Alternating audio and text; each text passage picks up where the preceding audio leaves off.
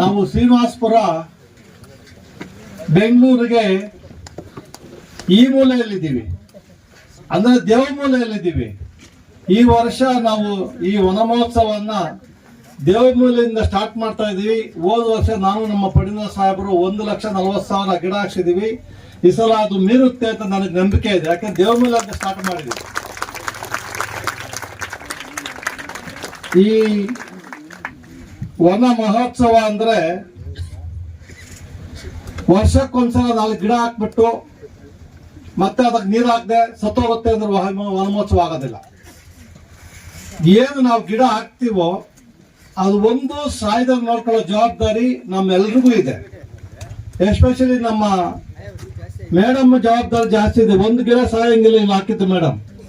ಮಳೆ ಬಂದಿಲ್ಲ ಅನ್ನೋದು ಗೊತ್ತಿಲ್ಲ, ಟ್ಯಾಂಕು ಹೊಡಿಬೇಕು, ನೀವು ಜೊತೆಗೆ ಕೇಳ್ಬೇಕು. ನಮ್ಮ ಮಕ್ಕಳು ಬರ್ತಾರೆ, ನಮ್ಮ ಮೇಷ್ಟ್ರು ರಿಕ್ವೆಸ್ಟ್ ಮಾಡ್ಕೋತೀವಿ ನಾವು. ನಮ್ಮ ಪತ್ರಕರ್ತರು ಬರ್ತಾರೆ, ನೀರು ಹಾಕಕ್ ಬರ್ಬೇಕು. ನಾನು ಪಡಿ ಸಾಹೇಬ್ ಸಣ್ಣನು ಬರ್ತೀವಿ. ನೀವು ನೀರು ಅದಿ ಮಾಡಿ ಬರ್ಬೇಕಂದ್ರೆ ನಾವು ಈ ಮಕ್ಕಳನ್ನ ಎಷ್ಟು ಚೆನ್ನಾಗಿ ಬೆಳೆಸ್ತೀವಿ ಅಂದ್ರೆ ಆ ಮರಗಳನ್ನ ಅದನ್ನ ನಾವು ಅದು ಮಕ್ಕಳ ತರ ಅದನ್ನ ನಾವು ಬೆಳೆಸಿದ್ರೆ ಮುಂದೊಂದು ದಿವಸ ಈ ಮಕ್ಕಳು ನಾಳೆ ಬೆಳಗ್ಗೆ ಏನು ಈ ದೇಶದ ನಾಯಕರಾಗ್ತಾರೋ ಅವು ಈ ದೇಶದ ನಮ್ಮನ್ನ ಕಾಪಾಡೋ ನಾಯಕರಾಗ್ತಾರೆ ಈ ಮರಗಳು. ಅದನ್ನು ಮಾಡಬೇಕು ಅಂದ್ರೆ ನಮ್ಮ ಮಕ್ಕಳನ್ನ ಯಾವ ರೀತಿ ನಾವು ಬೆಳೆಸ್ತೀವೋ ಆ ರೀತಿ ನಾವು ಈ ಸಸ್ಯಗಳನ್ನ ಬೆಳೆಸಬೇಕು. ಇವತ್ತು ಅದ ಸಸ್ಯ ಇಲ್ಲಿನ ನಮ್ಮ ಇವತ್ತಿನ ಮಕ್ಕಳೇ ಮುಂದಿನ ಪ್ರಜೆಗಳು ಅಂತ, ಮುಂದಿನ ನಾಯಕರು ಅಂತ. ಈ ಸಣ್ಣ ಗಿಡಗಳೇ ಮುಂದಿನ ನಮಗೆ ಹೆಮ್ಮರಗಳಾಗುತ್ತೆ. ಹೆಮ್ಮರಗಳಾದ ಮೇಲೆ ಅದರಿಂದ ಗಾಳಿ ನೀರು ತಾವು ಹೇಳಿದ್ರಿ ಅದೆಲ್ಲ ಬರುತ್ತೆ. ಅದು ಮಾಡಬೇಕು ಅಂದ್ರೆ ಈ ವನ ಮಹೋತ್ಸವ ಅನ್ನೋದು ವರ್ಷಕ್ಕೊಂದ್ಸಲ ಬರೋದಲ್ಲ, ದಿನನಿತ್ಯ ವನ ಮಹೋತ್ಸವ ಆಗ್ಬೇಕು. ಅದಾದರೆ ಮಾತ್ರ ನಾವು ಈ ನೇಚರ್ ಉಳಿಸಬಹುದು. ಎಲ್ಲ ಒಂದ್ ಕಡೆ ಪ್ರಕೃತಿ ವಿಕೋಪದಿಂದ ನಾವು ನೋಡ್ತಾ ಇದೀವಿ. ಮೊನ್ನೆ ತಾನೇ ಹೋದ ವರ್ಷನೂ ಆಯ್ತು, ಈ ಸಲ ಮತ್ತೆ ವಯನಾಡಲ್ಲಿ ಬ್ರಿಡ್ಜ್ ಎಲ್ಲ ಹೋಗಿ ಎಲ್ಲ ಕಿತ್ಕೊಂಡೋಗಿದೆ.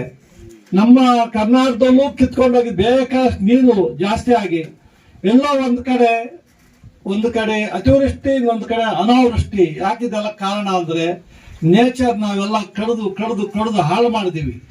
ನೇಚರ್ ಉಳಿಸಬೇಕು ಅಂದ್ರೆ ನಾವೆಲ್ಲ ಸಂಕಲ್ಪ ಮಾಡಲೇಬೇಕು. ಆ ಪ್ರಕೃತಿ ಮಾತೆಯನ್ನ ಬೆಳೆಸಿದ್ರೆ ಮಾತ್ರ ನಾವೆಲ್ಲ ಉಳಿಯಕ್ಕೆ ಒಂದು ಅವಕಾಶ. ನನ್ನ ಪ್ರಕಾರ ನಮ್ಮ ತಾಯಿ ನಮ್ಮನ್ನು 9 ತಿಂಗಳು ಮಾತ್ರ ಇರ್ತಾಳೆ, ನಮ್ಮನ್ನು ಒತ್ಕೊಂತಾಳೆ. ಆದ್ರೆ ಈ ಭೂತಾಯಿ ಪ್ರಕೃತಿ ನಾವು ಕೊನೆವರೆಗೂ ಕೊಟ್ಟ ಕರೆಯವರೆಗೂ ಮತ್ತೆ ಭೂಮಿಗೆ ಹೋದ್ರೂ ನಮ್ಮನ್ನ ಕೆಲವು ಕಡೆ ಉಳ್ತಾರೆ, ಭೂಮಿ ಒಳಗಡೆ ಹಾಕ್ತಾರೆ, ಕೆಲವು ಬರ್ನ್ ಮಾಡ್ತಾರೆ. ಅದು ಭೂಮಿಯಲ್ಲೂ ನಮ್ಮನ್ನ ಹತ್ಕೊಳ್ಳುತ್ತೆ. ನಾವು ಸತ್ರು ನಮ್ಮನ್ನ ಅದನ್ನ ಉರುತ್ತೆ. ಈ ಭೂತಾಯಿಯನ್ನ ಆ ಪ್ರೀತಿ ಇಟ್ಕೋಬೇಕು. ಪ್ರಕೃತಿ ನಮ್ಮ ತಾಯಿ ತಂದೆಗಿಂತ ಹೆಚ್ಚಾಗಿ ನಾವು ಪ್ರಕೃತಿಯನ್ನ ಪ್ರೀತಿ ಮಾಡಿದ್ರೆ ಮಾತ್ರ ನಮಗೆ ಉಳಿಗಾಲ ಅಂತ ನನ್ನ ಭಾವನೆ. ಆಮೇಲೆ ಎಲ್ಲ ನಮ್ಮ ಮಕ್ಕಳಿಲ್ಲಿ ಯಾರಿದಾರೋ ಇವತ್ತು ನಿಮ್ಮ ರಜಾ ಇರ್ಬೇಕಲ್ಲ, ರಜಾ ಇಲ್ಲ ಆದರೂ ಬಂದಿದ್ದೀರಿ, ಸ್ಕೂಲ್ ಅವರ್ಸ್ ಬಿಟ್ಟು ಬಂದಿದ್ದೀರಾ. ನಿಮಗೆ ಆ ಒಂದು ಪ್ರಕೃತಿ ಏನು ನಿಮಗೆ ಪ್ರೀತಿ ಇದೆಯಲ್ಲ, ನೀವು ಮತ್ತೆ ನಿಮ್ಮ ಟೀಚರ್ಗಳು ಮುಂದೆ ಇವತ್ತು ಬಂದು ನಮ್ಮ ಜೊತೆಯಲ್ಲಿ ಆ ಏನು ಗಿಡಗಳು ಹಾಕಕ್ ಬಂದಿದ್ದೀರಿ, ನಿಮ್ಗೆಲ್ಲ ಅನಂತ ಕೋಟಿ ನಮಸ್ಕಾರಗಳು. ನಾವು ನಿಮಗಿರೋ ಪ್ರೀತಿ ಪ್ರಕೃತಿ ಮೇಲೆ, ಈ ಮಕ್ಕಳಿಗೆ ಶಾಲೆಯ ಗುರುಗಳಿಗಿರೋ ಪ್ರೀತಿ ಕೆಲವಲ್ಲ ಅಂತ ನೋವು. ಇಷ್ಟು ಇಲ್ಲಿ ಗಿಡ ಹಾಕ್ತಾ ಇದ್ದೀವಿ ನಾವು. ಈ ಸುತ್ತು ಹಳ್ಳಿಯವರು ನಮ್ಮ ಮೇಡಮ್ ಅವ್ರು ಹೇಳಿದ್ರೆಲ್ಲ ಗೊತ್ತಿಲ್ಲ, ಸರ್ವೇಶ್ ಹೇಳಿದ್ರೆ ಗೊತ್ತಿಲ್ಲ, ಇಲ್ಲ ನಮ್ಮ ತಹಸೀಲ್ದಾರ್ ಹೇಳಿದ್ರೆ ಗೊತ್ತಿಲ್ಲ. ಒಂದು ಗಿಡ ಹಾಕಬೇಕು ಅಂದ್ರೆ ಎಲ್ಲ ಹಬ್ಬದ ತರ ಮಾಡಬೇಕಿದೆ. ಸುತ್ತ ಹಳ್ಳಿಯವ್ರು ಜನ ಸೇರ್ಕೊಂಡು ಅವರು ಅದು ಮಾಡೋದಿಲ್ಲ. ಏನೋ ಸಿಕ್ಕದ ಫಾರೆಸ್ಟ್ ಲ್ಯಾಂಡ್ ಹೊಡೆದು ಏನಾರ ಮಾಡಕ್ ಮಾಡ್ತಾರೆ. ಅದನ್ನ ಮಾಡಬೇಕು ಅಂದ್ರೆ ಸ್ವಲ್ಪ ಮೇಡಮ್ ನೀವು ಜನಗಳಿಗೆ ಈ ಪ್ರಕೃತಿ ಬಗ್ಗೆ ಅದನ್ನ ಪ್ರಚಾರ ಮಾಡಬೇಕು. ಹಳ್ಳಿಗೆ ಹೋಗ್ಬೇಕು. 1 ತಿಂಗಳು 2 ತಿಂಗಳು ಪ್ರಚಾರ ಮಾಡಿ ದಯವಿಟ್ಟು. ತಹಸೀಲ್ದಾರು, ಸರ್ವೇಶು, ಇವಾಗೇನೋ ನೀವು ಸೆನ್ಸಸ್ ಇನ್ನೊಂದು ಎಷ್ಟು ಒದ್ದಾಡ್ತೀರಾ, ಇದಕ್ಕೂ 1-2 ತಿಂಗಳು ಒದ್ದಾಡ್ರಿ. ಜನ ಮುಂದೆ ಬರ್ತಾರೆ. ಆ ಜನಗಳಲ್ಲಿ ಒಂದು ಜಾಗರಣೆಯನ್ನು ಹುಟ್ಟಿಸ್ಬೇಕು. ಎಲ್ಲ ಒಂದು ಕಡೆ ನಮ್ಮ ಸಮಾಜ ಬದಲಾಗಬೇಕು. ನೇಚರ್ ಉಳ್ಸಕ್ಕೆ, ಈ ದೇಶದಲ್ಲಿ ಕರಪ್ಷನ್ ಹೋಗ್ಲಾಡ್ಸಕ್ಕೆ ಜನ ಬದಲಾವಣೆ ಆಗ್ಬೇಕು. ಇಲ್ಲದೆ ಇದ್ರೆ ಕಷ್ಟ ಆಗುತ್ತೆ.